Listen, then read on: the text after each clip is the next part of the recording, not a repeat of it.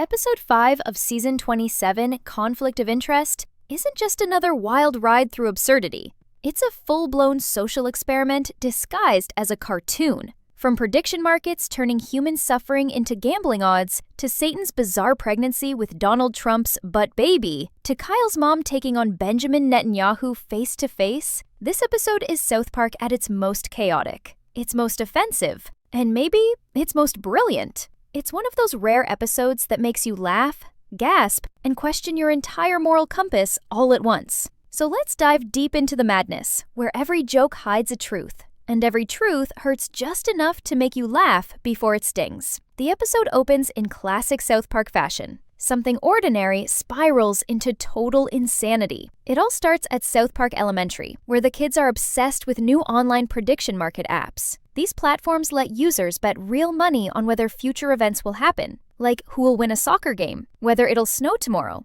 or even if a celebrity will get canceled by the weekend. At first, it's harmless. Stan, Cartman, Kyle, and Kenny treat it like a fun game, betting on silly school events. But as usual, the humor starts to darken. Kyle suddenly discovers that someone has created a betting pool about his mom, Sheila Broflovski, specifically on whether she'll strike Gaza and destroy a Palestinian hospital. The shock on Kyle's face says it all. The joke isn't funny to him. It's personal, cruel, and crosses a line he didn't even know existed. He can't believe people are gambling on something so horrific and involving his family. This is where the episode flips the tone from goofy to deeply uncomfortable in that signature South Park way. What started as harmless playground bets suddenly becomes a biting commentary on how the internet has turned tragedy into a game. Kyle's classmates treat it like another meme, another trend, another way to make digital profit. But Kyle sees it for what it is, a grotesque symptom of how disconnected everyone's become from empathy. His outrage doesn't just come from being mocked. It comes from realizing how normal cruelty has become when it's online. The show captures that feeling perfectly. How desensitized people get when politics turns into content. You scroll, you laugh, you share, but someone else is breaking down behind the screen. Kyle's reaction sets the emotional core of the episode.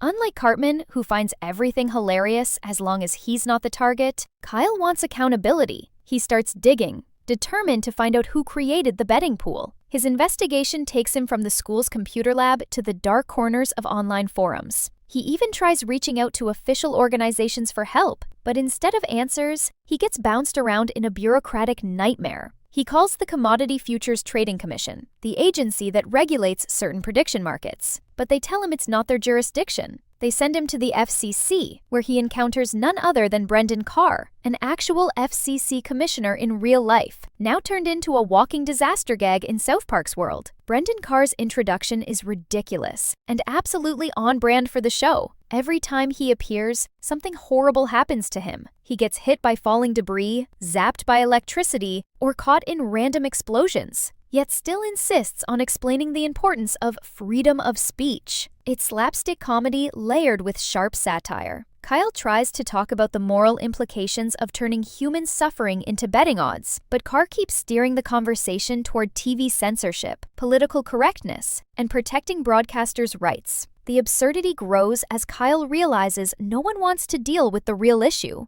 Everyone hides behind freedom of speech or the free market, while ignoring how these platforms dehumanize people for profit. By now, Kyle's fury is boiling over. He can't wrap his head around how something so blatantly wrong can be shrugged off because it's legal or trending. The other kids think he's overreacting, especially Cartman, who mocks him for being too sensitive. Cartman even jokes that if the odds were better, he'd have bet on Sheila bombing the hospital too. It's crude, it's shocking, and it perfectly captures how the internet blends irony and cruelty until they're impossible to tell apart. Even Stan, usually the voice of reason, starts feeling uneasy about how quickly everyone accepted these markets as normal. The brilliance of this section lies in how it mirrors real-world behavior without ever breaking the show's comedic rhythm.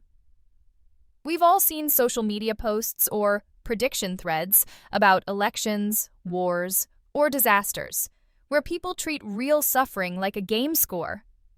South Park takes that desensitization and turns it into a nightmare for Kyle, forcing him, and us, to face how far we've fallen. The laughter becomes uneasy. The jokes hit a little too close, And in the middle of all the chaos, Kyle's moral compass becomes the one thing trying to stay upright while the rest of the world spins in circles. By the end of this first act, Kyle realizes he's fighting a losing battle. The system isn't built to care. The adults either don't understand or don't want to. The internet keeps moving at full speed, turning pain into entertainment. The prediction market continues to grow, spreading from school gossip to national news. And as Kyle stares at the screen, seeing strangers gamble on his mother's imaginary war crimes, he whispers what might be the quietest and most haunting line of the episode. When did people stop feeling bad? That single question lingers as the screen fades to black for a moment before the chaos resumes. And in true South Park fashion, that's how the show hooks you. Not with answers, but with a mirror that reflects the absurdity of our own reality. Just when you think the episode can't get any stranger, South Park throws you straight into a subplot so insane it somehow feels like it could only exist in this universe. Satan is pregnant, and the father is Donald Trump. Or, as the characters call it, the butt baby. It's grotesque, surreal, and unapologetically stupid in the smartest way possible. But beneath the layers of absurdity, there's a wickedly sharp political metaphor hiding in plain sight. The story doesn't waste a second setting up its madness. Satan is glowing, literally, walking around the underworld with a visible belly bump, while minions cheer and news outlets debate the moral implications of demonic parenthood. The whole thing has turned into a global media circus, and Trump absolutely hates it. From the first moment Trump appears, he's seething with jealousy. He can't stand that Satan, his one-time ally, rival, and now bizarre baby carrier, is getting all the attention. "I should be the headline," he snaps during a rally-style press conference that looks suspiciously like one of his real-life campaign events. Trump claims the pregnancy is part of a conspiracy to distract people from his political comeback, calling the unborn child a threat to freedom and American values. The crowd cheers, the cameras flash, and the ridiculousness begins to unfold. But Trump's jealousy quickly mutates into paranoia. He becomes convinced that the unborn, but baby, will overthrow him somehow. Maybe it'll be the new symbol of power in hell, or maybe, as Trump rants, it'll come out blue and vote Democrat. His logic makes no sense, but that's exactly what makes it brilliant satire. Instead of dealing with his insecurity, Trump turns his fear into a crusade. He secretly vows to stop the baby from ever being born. And of course, he goes about it in the most catastrophically stupid way possible. His first plan? Simple sabotage. Trump rigs up a series of ridiculous booby traps designed to accidentally trip Satan. Falling chandeliers, explosive chairs, banana peels straight out of Looney Tunes. But every single time, the same thing happens. Brendan Carr, the FCC commissioner we met earlier, accidentally walks into the traps and gets mangled instead. It becomes a running gag. Carr appears, tries to make an unrelated political statement about free speech, and instantly gets blown up, crushed, or electrocuted. Each injury is more over the top than the last, and somehow he keeps coming back. By the third accident, even Satan starts feeling bad for him. Next, Trump tries a subtler approach. He disguises a pot of soup laced with Plan B pills, thinking he can terminate the baby without Satan noticing. The scene plays out with Trump nervously sweating, pushing the soup across the table while mumbling something about making hell great again. But Satan, ever unpredictable, refuses to eat it because it has carrots, and he hates beta-carotene. Brendan Carr, of course, ends up eating it instead, leading to horrifying side effects that the episode treats with the darkest kind of humor imaginable. At this point, Trump's desperation reaches new levels of madness. He starts researching old demonic myths online, scrolling through sketchy forums filled with conspiracy theorists and self-proclaimed exorcists. That's when he discovers that cat litter infected with toxoplasmosis can cause pregnancy complications. So, naturally, Trump orders several tons of cat litter and secretly replaces all of Satan's sandpits with it. The plan backfires in spectacular fashion. Satan, completely unfazed, walks away fine, while poor Brendan Carr, once again in the wrong place at the wrong time, inhales the dust and ends up in the hospital with a brain infection. The hospital scene is peak South Park absurdity. The doctor explains to Carr that if the infection spreads to his brain, he could lose his freedom of speech, a line that lands like a brick of irony given Carr's real-life obsession with defending media censorship. Carr gasps, horrified, croaking, "You can't take that from me!" while Satan, sitting nearby, eats a snack and scrolls through demonic TikTok videos.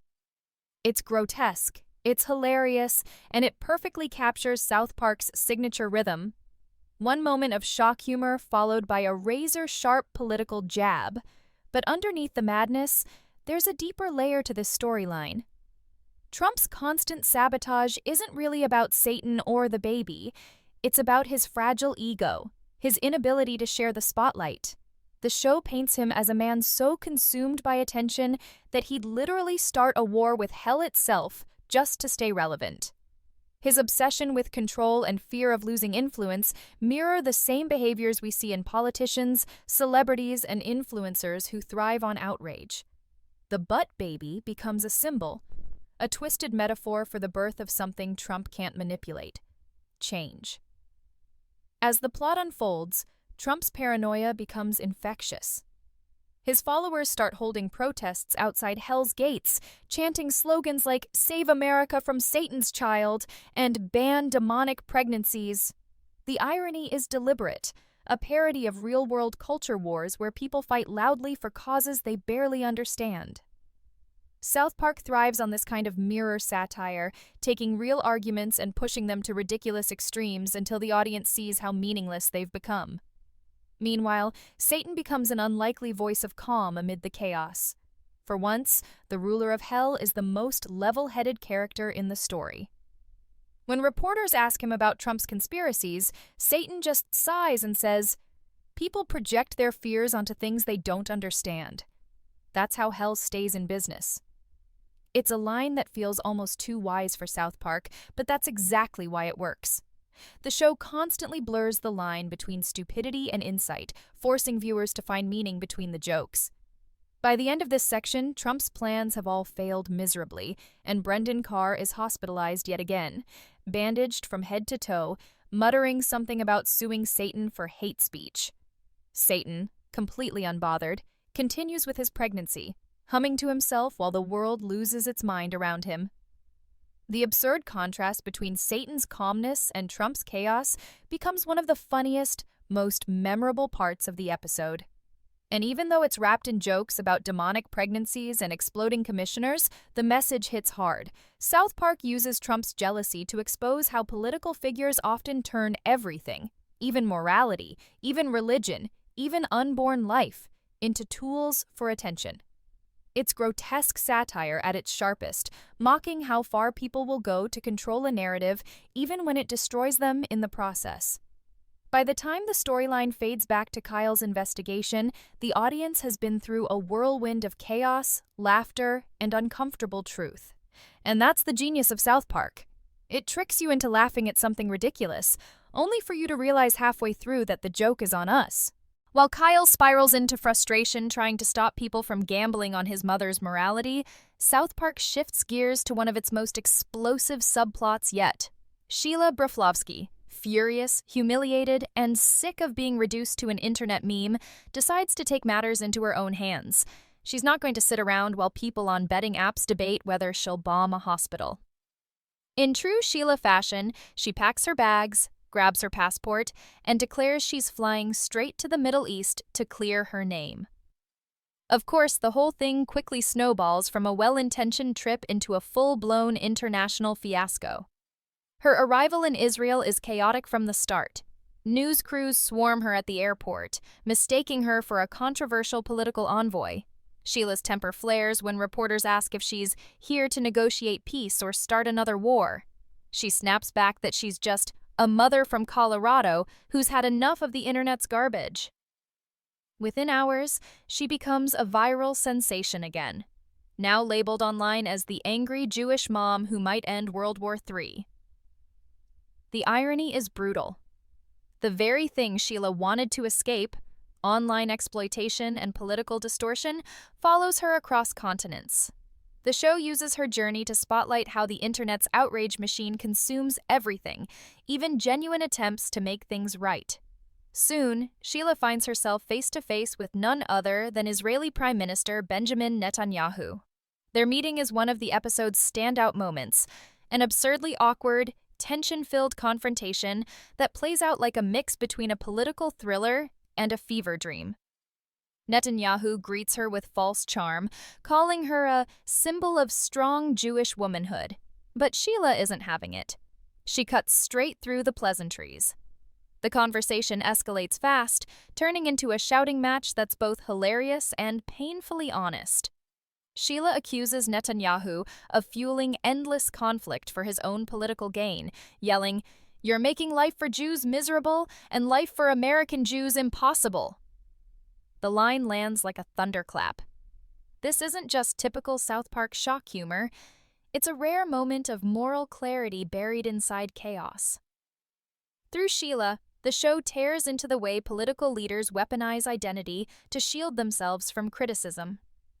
Netanyahu's character deflects every accusation with slick talking points about security, heritage, and defense, while Sheila keeps pressing him about empathy and accountability.